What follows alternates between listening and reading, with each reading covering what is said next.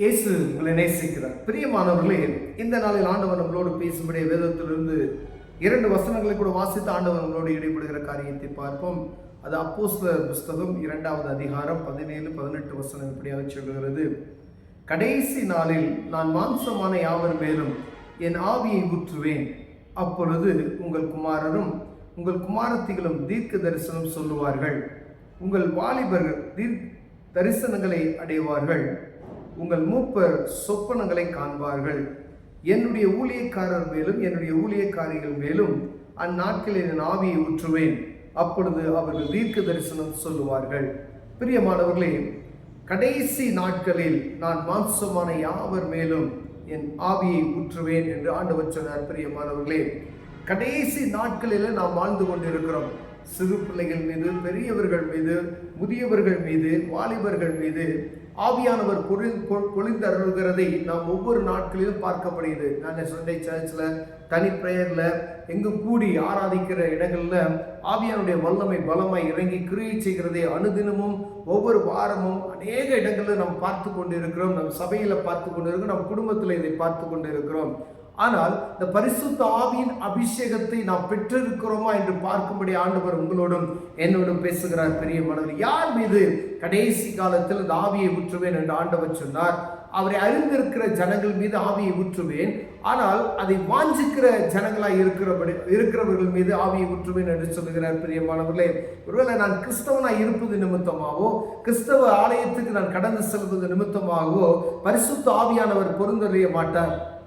அவரை வாஞ்சித்து அவருடைய நாமத்தை அறிக்கை செய்து அவருடைய நாமத்தை எங்கும் பிரஸ்தாபப்படுத்துகிற ஒவ்வொரு மீதும், இயேசுவே தெய்வம் என்று பறைசாற்றுகிறவர் மீது, அவருடைய நாமத்தை அறிந்து அவருடைய காரியங்களை நாம் செயல்படுகிறவர்களாய் காணப்படுகிற ஒவ்வொரு மீதும் இந்த வேத புத்தகத்தை வாசித்து ஜெபம் செய்து பரிசுத்த ஆவியானவருடைய அந்த வரத்தை நாம் வேண்டிக் கொள்கிற ஒவ்வொருவர் மீதும் பரிசுத்த ஆவியான ஊற்றப்படுவார். பிரியமானவர்களே, பழைய ஏற்பாட்டின் காலத்திலும் சரி, புதிய ஏற்பாட்டின் காலத்தில் சரி, மேலே எங்க தேவ சமூகத்தில் அமர்ந்து காத்திருந்தார்களோ அவர்கள் முழுவதும் பரிசுத்த ஆவியினால் அபிஷேகத்தால் நிரப்பப்பட்டார்கள். பிரியமானவர்களே, ஆண்டவர் சொல்கிறார், கடைசி நாட்களில் நான் மாம்சமான யாவர் மேல் என் ஆவியை ஊற்றுவேன் என்று சொல்லி ஆண்டவர் உரைக்கிறதை பார்க்கப்படுகிறது. உங்கள் குமாரரும் உங்கள் குமாரத்திகளும் என்ன செய்வாங்களாம்? தீர்க்க தரிசனம் சொல்வார்களாம். நம்ம குடும்பத்தில் இருக்காங்கன்னா பிள்ளைகள் அநேக நேரத்தில் தீர்க்க தரிசனம் சொல்லுகிறாங்களாம். அவங்க கனவு காண்கிறாங்க. நான் இப்படி ஒரு கனவு காண்றேன் வித்தியாசமா சொல்லுவாங்க, பார்த்துருக்கீங்களா? அப்ப ஆண்டவருடைய பிரசன்னம் இருக்கிற வீட்டில் நீங்க அனுதினமும் வீட்டில் நீங்க பிரேயர் பண்ணி நல்ல பரிசுத்த ஆவியின் அபிஷேகத்தோடு செயல்படும் போது ஆண்டவர் உங்கள் பிள்ளைகளோடு பேசுகிறதை நீங்கள் பார்க்க முடியும். அநேக இடங்கள்ல அதை பார்க்க முடிகிறது. பிள்ளைகள் இந்த மாதிரி ஒரு நான் கனவு காணேன் அப்படின்னு சொல்லுவாங்க. முதியவர்கள் இப்படி கனவு காணேன் அப்படின்னு சொல்லுவார்கள். ஏன்னா பரிசுத்த ஆவியானவர் அவர்கள் மீது ஊற்றப்படும் பொழுது தேசத்தில் நடக்கப்படுகிறத, குடும்பத்தில் நடக்கக்கூடிய காரியங்கள்ல, உங்க பட்டணத்தில் நடக்கக்கூடிய காரியத்தை ஆண்டவர் அவர்களுக்கு என்ன செய்றாரு? முன்கூட்டியே அறிவிக்கிறார். பிரியமானவர்களே, அதே போல பாருங்க, உங்கள் மூப்பர்கள் சொப்பனங்களை காண்பார்கள். மூப்பர்கள் சொப்பனங்களை காண்பார்கள். ஆலயத்தில் உள்ள மூப்பர்கள் சொப்பனங்களை காண்கிறவர்களாக இருக்கிறார்களா? அப்படி என்றால் ஆலயத்தில் பரிசுத்த ஆவியின் அபிஷேகத்தை குறித்து நாம் பேசப்படுகிறோமா? ஆவியானவர் அந்த வாஞ்சை நமக்கு இருக்கிறதா என்று பார்க்கும்படி ஆண்டவர் பெரியவரா. ஒரு தனிப்பட்ட குடும்பத்திலையும் ஒரு சபையிலையும் சேர்த்து ஆண்டவர் மூப்பர்களோடு ஆவியானவர் இடைபடுகிறாரா?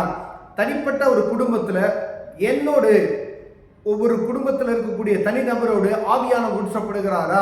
அந்த அனுபவம் இருக்கிறதா என்று பார்க்கும்படியா உங்களோடு பேசுகிறார். பிரியமானவர்களே, உங்க பிள்ளைகளோடு ஆண்டவர் பேசுகிறாரா? உங்க பிள்ளைகள் எப்படிப்பட்டதான தீர்க்க தரிசனத்தை காண்கின்றார்கள்? எப்படிப்பட்டதான தரிசனங்களை பார்க்கிறார்கள்?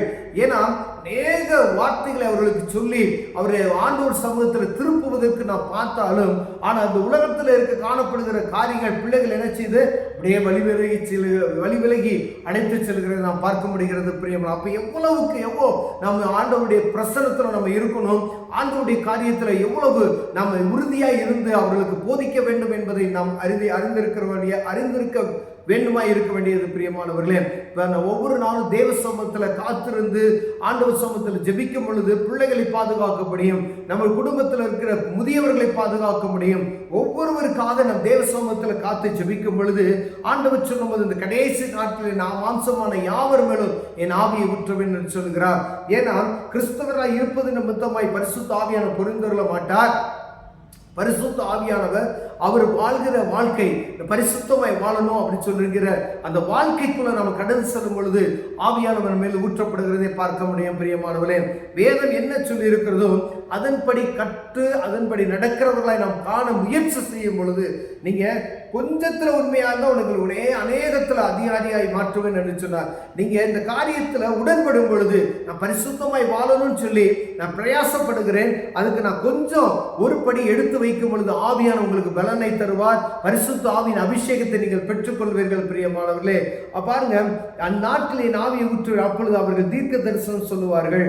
எல்லா ஊழியக்காரரும் ஊழியக்கார சகோதரிமார்களும் அந்த நாட்கள்ல தீர்க்க தரிசனம் சொல்லுவார்கள் என்று ஆண்டவர் சொல்கிறார். ஊழியக்காரர்கள் மேலும் எந்தெந்த ஊழியக்காரர்கள்லாம் தீர்க்க தரிசனம் சொல்றாங்க, பரிசுத்த ஆவியின் அபிஷேகத்தை பெற்று ஒவ்வொருவரும் தீர்க்க தரிசனமாய் நாட்டில் நடக்கக்கூடிய எல்லா தேசத்தில் நடக்கக்கூடிய காரியங்களை சொல்லுகிறதை நாம் பார்க்கிறோம். இப்ப நம்ம ஊழியக்காரராக இருக்கிறோம், ஆவியானவர் நம்மளோடு இடைபடாமல் இருந்தா நமக்கும் ஆண்டவருக்கும் உள்ள நெருக்கம் எப்படி இருக்குது பார்க்கும்படி ஆண்டவர் விரும்புகிறார். பெரிய ஒருவேளை என் ஆவியானவர் தீர்க்க தரிசனம் எந்த காரியத்தையும் பேச மாட்டேங்கிறாரே, ஒரு குடும்பத்தை குறித்து தீர்க்க தரிசனம் பேச மாட்டேங்கிறாரே அப்படி என்று நம்ம நினைப்போமையானால் ஆண்டவருக்கும் எனக்கும் உள்ள நெருக்கம் எப்படி இருக்கிறது என்று பார்க்கும்படி ஆண்டவர்களோடு பேசுற. அப்ப ஆண்டவருக்கு எனக்கு உள்ள நெருக்கம், ஒரு தனிப்பட்ட மனிதனுக்கும் ஆண்டவருக்கு உள்ள நெருக்கம், ஒரு சபைக்கும் மூப்பர்களுக்குள்ள நெருக்கம், ஆண்டவர் அந்த யார்கிட்ட பேசணும்னு சொல்லி ஆண்டவர் எங்க எழுதி வைத்திருக்கிறாரோ அவர்கள் எல்லாம் ஆண்டவருக்கும் அவருக்குள்ள நெருக்கத்தை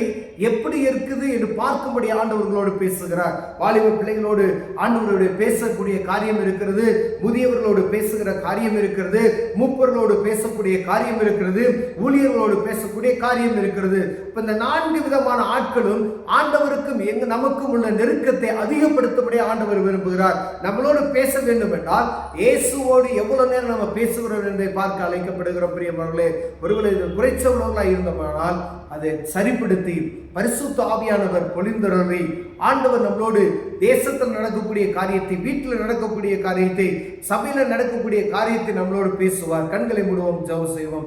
அன்பின் தகப்பனே, பரிசுத்த ஆவியானவர் எங்கள் மீது ஊற்றப்படும்படியாய் இயேசுவின் நாமத்தில் நாங்கள் வாஞ்சிக்கிறோம். ஆண்டவரே, கிருபை செய்யும். இயேசுவின் நாமத்தில் பிதாவே, ஆமென்.